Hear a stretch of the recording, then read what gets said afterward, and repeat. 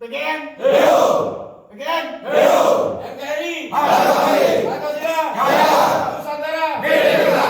Khusus Daerah Garuda. Luar biasa! Assalamualaikum warahmatullahi wabarakatuh. Saudaraku sebangsa dan setanah air, kaum muslimin rahimakumullah, bahwa saat ini menjadi seolah-olah semua terharu biru dengan adanya penangkapan gembong teroris yang berhasil menyusup ke sebuah lembaga yang prestis sekali, namanya Majelis Ulama Indonesia. Ada 2 orang malah, 1 orang yang masih memberikan ucapan-ucapan atau statement-statement yang sangat tidak elok, yang mengatakan kalau NU dibubarkan, NKRI harus dibubarkan. Ini kalau saya presidennya langsung saya tangkap, karena ini ucapan provokatif yang sangat berbahaya. Berarti selama ini sebagai pemimpin organisasi elit, di dalam hatinya tidak ada Pancasila, di dalam hatinya tidak ada NKRI. Ini sangat berbahaya. Embrio semacam inilah yang membahayakan keutuhan bangsa dan negara. Oleh sebab itu, ketika ada muncul satu kelompok yang mengatasnamakan umat Islam yang mana? Dari Klaten misalnya mau mengadakan demo bela MUI, bela apanya? Yang ditangkap itu oknum MUI yang terlibat di dalam gerakan Jamaah Islamiyah. Bahkan tokohnya yang berhubungan dengan Afghanistan, menghubungi ISIS di Afghanistan dan akan mengimpor revolusi Al-Afghanistan yang saat ini berkuasa adalah kelompok Taliban. Maka kita harus lihat sejarahnya, beritanya. Begitu Taliban menguasai Afghanistan, yang memasarkan siapa? Seolah-olah Taliban di Afghanistan itu sangat NU. Karena apa? Yang mengucapkan Pak Yusuf Kalla yang menjadi mustasar NU. Itu kan kebingel. Ini kelemahan sebuah organisasi, rekrutmennya yang tidak jelas. Orang nggak ngerti ke NU-an hanya karena anaknya NU kemudian jadikan mustasar karena duitnya banyak. Yang kedua, yang ditangkap adalah orang yang terlibat langsung di dalam gerakan teroris, duduk sebagai komisi fatwa. Padahal fatwa MUI itu tidak sah, tidak berdasarkan hukum apa-apa untuk tata negara Kesatuan Republik Indonesia. NU yang punya 20 juta kiai saja, ulama saja, tidak pernah mengeluarkan fatwa. Paling menawarkan dari Bahsul Masail setiap muktamar, kemudian menawarkan. Karena apa? Karena Islam itu banyak ditafsiri dan banyak aliran.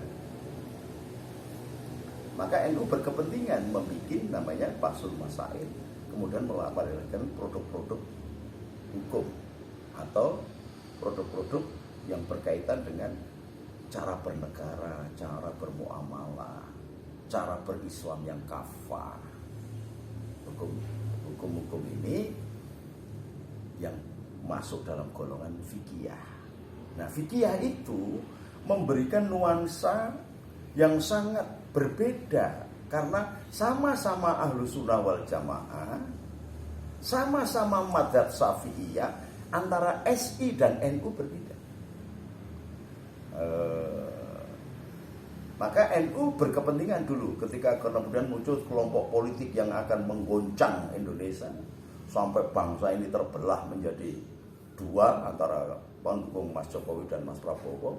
Muncul Al-Mutako yang muncul yang dibikin oleh kelompoknya Marta yang dulu pengurus MUI juga. Istimewa 1, 2, 3 sampai 4. Maka kita menjawab dengan Al-Mutako bahwa hukum yang fikih yang berupa ijma itu harus disepakati seluruh ulama se-Indonesia. Kalau di Indonesia ini ada 199 setuju, yang 1 tidak, maka batal. Nah, ini mereka sak kepenae dewi karena mengaku sebagai pengurus MUI membuat istimewa 1, 2, 3. Hanya kelompok ulama-ulama mereka yang tidak jelas ulama bagaimana.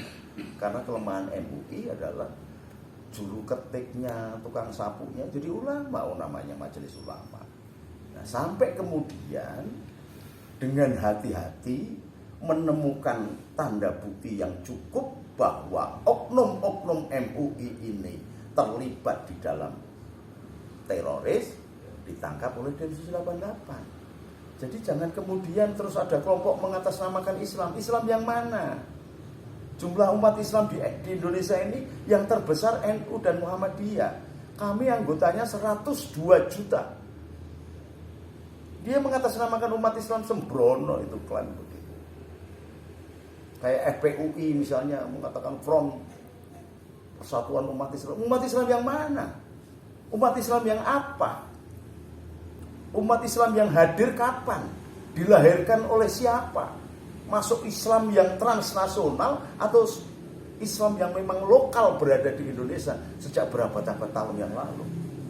Umat Islam yang ada di Indonesia ini sudah ratusan tahun, 800 tahun nyaman dengan Bhinneka Tunggal Ika Tangghara Dharma Makruha yang oleh Hadratus Syekh Asy'ari disaripatikan, dimunculkan dalam Muktamar tahun 36. Kita sepakat membuat negara kesatuan Republik Indonesia, Darussalam, bukan Darul Islam.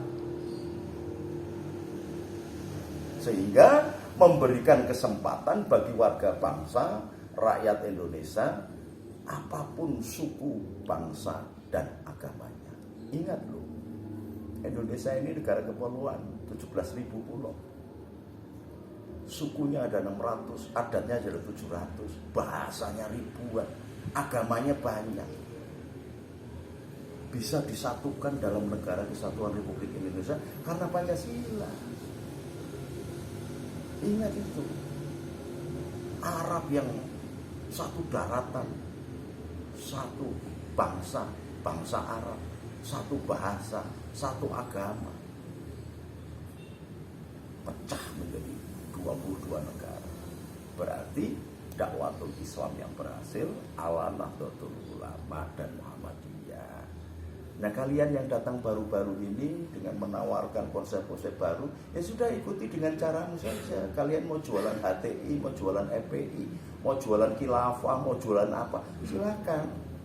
Mau jualan fatwa, silakan. Pakai sendiri, jangan memaksa orang. Apalagi mengklaim dirimu sebagai umat Islam seluruh Indonesia, lalu mau mendemo MU, mau mendemo karena ada penangkapan teroris yang ada di sarangnya MU. Nah, kalau MU itu bersih, kami tidak akan bergerak. Memegang komisi fatwa itu sangat penting. Maka saya ingatkan teman-teman yang mengaku sebagai, mengklaim sebagai dirinya paling bersih. Kalau kalian turun, maka kami akan. Kalian turun 1.000, saya akan turunkan 5.000 dan saya akan memimpin sendiri bersama panglimanya atau Senopati Yudo Ingaloko. Ingat itu. Sudah, ikuti aja kebijakan Polri, TNI. Mereka tahu hukum, dididik lulusan-lulusan yang terbaik, pangkatnya juga sudah memenuhi syarat, nggak bakal ngawur. Bertindak menertibkan demi mencapai sebuah katipas itu mahal, susah. Jangan kalian kacaukan. Kalau kalian mengaku jihad karena ini mendiskreditkan Densus 88, saya sahabatnya Komandan Densus 88. Kalian akan berhadapan dengan saya dan pasukan saya. Pasukan Jawa Tengah juga sudah siap semua untuk menghabisi kalian semua kalau macam-macam. Nah, ini, ayo kalau memang jantan kita ketemu di mana, tidak usah di situ. Berapa jagoanmu, berapa pasukanmu? Saya turunkan pasukan yang sama besar. Jagoannya nanti berhadapan dengan saya langsung juga tidak apa-apa. Jadi ini jangan main-main. Kalian memanfaatkan isu MUI lalu mau mendisiplinkan kepolisian. Kalian berarti mengikuti jejak-jejak yang para teroris yang akan membubarkan Densus 88. Ingat, Densus 88 itu dunia aja mengakui keberhasilan. Dunia mengakui keberhasilan bahwa Densus 88 bisa mengeliminir kerusuhan-kerusuhan teror yang di negara lain. Ini dunia matanya dibuka, makanya dunia mengakui kok kalian menganggap bahwa Densus 88 bersalah atau ngawur. Tidak mungkin. Polisi itu hukum hidupnya begitu bangun pagi sudah lihat KUHP, lihat hukum. Nggak mungkin melenceng. Apalagi ini berisiko. Pasti sudah diketemukan tanda bukti yang akurat dan kita buktikan nanti di pengadilan. Ada bukti akurat atau enggak? Kalau ternyata tidak ada bukti akurat, boleh kalian mau membubarkan Densus 88. Kalau tidak, kalian berarti memang sengaja menggunakan momentum ini untuk melakukan bugot atau makar atau memberontak. Kalau memberontak di dalam Islam hukumnya haram dan kalian mengaku Islam mau memberontak haram. Kalau tidak tahu, goblok kamu. Maka saya sarankan semua patriot Garuda Nusantara di seluruh Indonesia, tidak hanya Jawa Tengah, bersiaga. Siap, Kita amankan bangsa dan negara ini sampai 2024. Silakan berdemokrasi, kita menjaga negara. PGN tidak pernah ikut-ikutan siapa pemimpinnya, tidak membedakan ras, suku, bangsa dan agama. Karena PGN Pancasila sejati yang menghormati setiap manusia berhak hidup. Mensyukuri pembukaan Undang-Undang Dasar 45 adalah mendalami atas berkat rahmat Allah. Rahmat Allah. Bahasanya aja rahmat Allah. Dan didorong oleh keinginan yang luhur agar bangsa Indonesia ini mencapai keadilan. Maka mengawal bangsa Indonesia ke depan pintu gerbang kemerdekaan. Maka oleh sebab itu, coba baca alinea pembukaan Undang-Undang Dasar 45. Bahwa kemerdekaan itu hak segala bangsa. Maka oleh sebab itu penjajahan di dunia harus dihapuskan karena tidak sesuai dengan pri kemanusiaan dan pri keadilan. Kebebasan itu milik segala bangsa. Kemerdekaan itu hak segala bangsa. Tapi jangan sampai mengaku sebagai tinggal di Indonesia, hidup di Indonesia, cari makan di Indonesia, kawin beranak di Indonesia, nanti mati di Indonesia. Tetapi kalian tidak merasa sebagai bangsa Indonesia, sehingga kalian tidak menyokong kemerdekaan bangsa Indonesia. Ingat, Salahuddin Al-Ayyubi yang memenangkan perang Salib bisa mencapai perjanjian luhur dengan Richard the Lionheart sebagai panglima perang Salibnya dengan menggunakan konsep Jawa, peluru tanpa bolo, menang tangnya sorake. Perang yang berjalan 500 abad, 5 abad lebih bisa dihentikan oleh 2 orang, Richard the Lionheart dan Salahuddin Al-Ayyubi. Sampai sekarang nggak ada perang dunia lagi, perang agama lagi. Dan ingat apa yang terjadi ketika negaranya Salahuddin Al-Ayyubi pecah dan karuan. Sang panglima ini tidak punya negara. Suku bangsanya Kurdi di Iran diusir, di Irak diusir, di Mesir diusir, di Qatar diusir, di Yordan diusir, di mana-mana diusir. Karena bangsanya tidak punya kemerdekaan. Maka harga sebuah kemerdekaan penting sekali. Jawa Timur itu kalau dibikin negara seperti Malaysia jadi 4 atau 5. Coba kalau pecah, apa yang kau bayangkan? Hancur. Maka oleh sebab itu kami menunggu tobatmu, kami menunggu jalan baikmu, kami menunggu kesadaranmu, kami menunggu pengertianmu untuk kembali kepada Indonesia. Apapun bajumu, mau HTI, mau FPI, mau PKI Arab sekalipun, kalau kamu ikut tunduk di dalam Undang-Undang Dasar 45 dan Pancasila, kita akan menerima dengan baik dan jangan bikin masalah. Tetapi kalau engkau mau mengganggu Indonesia, di Jawa ada pepatah, sak nyari bumi ditoi pati. Kami siap berjihad untuk membela bangsa dan negara.